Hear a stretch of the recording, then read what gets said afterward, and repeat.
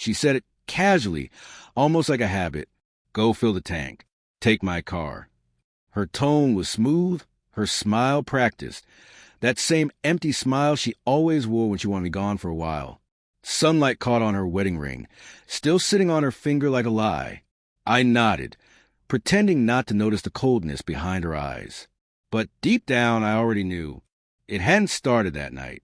The distance had been growing for months. The late-night showers, the secretive phone calls. The screen always turned face down. At first, I told myself it was stress, that she'd been under pressure from work. I tried to ignore it. I tried to be patient. But there's only so much denial a man can live with. The first real clue came from her car. The smell of a perfume she never wore. The driver's seat moved back farther than she'd ever need. And then a receipt, a hotel bill for 2 nights in a row. I didn't confront her. I folded the paper, slipped it into my wallet, and waited. I wanted to see how far she would go. Her sister, Leela, was the opposite of her, kind, soft-spoken, the kind of person who looked you in the eye and meant it. One evening, she stopped by when my wife was supposedly working late. We sat in the kitchen, drinking coffee. As she stirred her cup, she smiled and said, "You're lucky. She's been planning that trip to the lake with you for weeks."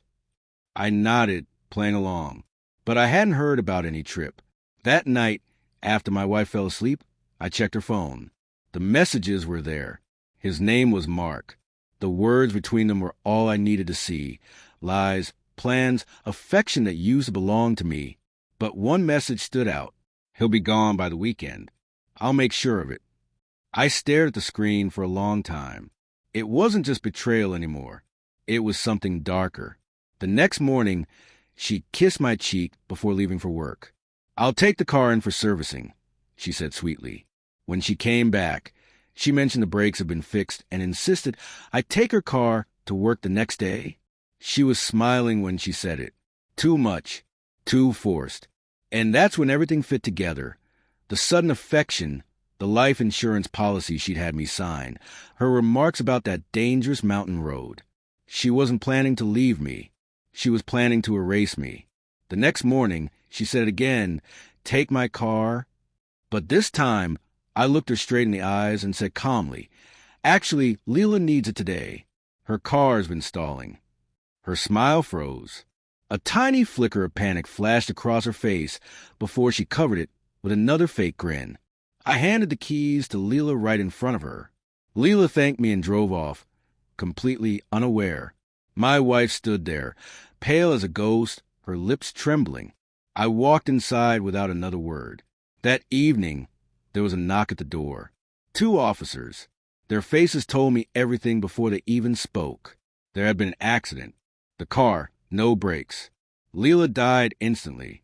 My wife screamed until her voice gave out. I didn't.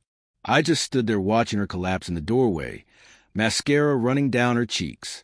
She didn't know that I'd already inspected the car after her service appointment. I'd found the tampered lines, the mechanic she bribed, and I had proof. Photos, recordings, all of it hidden safely away. She buried her sister with shaking hands. When she looked at me at the funeral, her eyes were full of something real for the first time. Not love, not guilt, fear. I never confronted her. I didn't need to. The silence between us was louder than any accusation. She started falling apart on her own. Sleeping pills, jumpy nerves, paranoia. Every phone ring made her flinch. Every knock on the door made her tremble. Then one night, she found a small flash drive on her pillow. It contained everything, the photos, the videos, the voice recordings, and one audio file labeled simply Weekend. It was her own voice. He'll be gone by the weekend. I stood in the hallway as she listened, shoulders shaking, whispering through tears. "What do you want from me?" "Nothing," I said quietly. "You already gave it." 3 weeks later, she disappeared. No note, no calls, no trace. Just gone. People sometimes ask me why I never remarried. I tell them peace doesn't need company, because love, once poison, leaves a taste that never fades. I still keep her ring. not out of sentiment, but as evidence of what trust turns into when it's traded for greed. And every so often, in the middle of the night, when I hear a knock on the door, I remember that moment, her frozen face, her trembling smile, the second she realized I already knew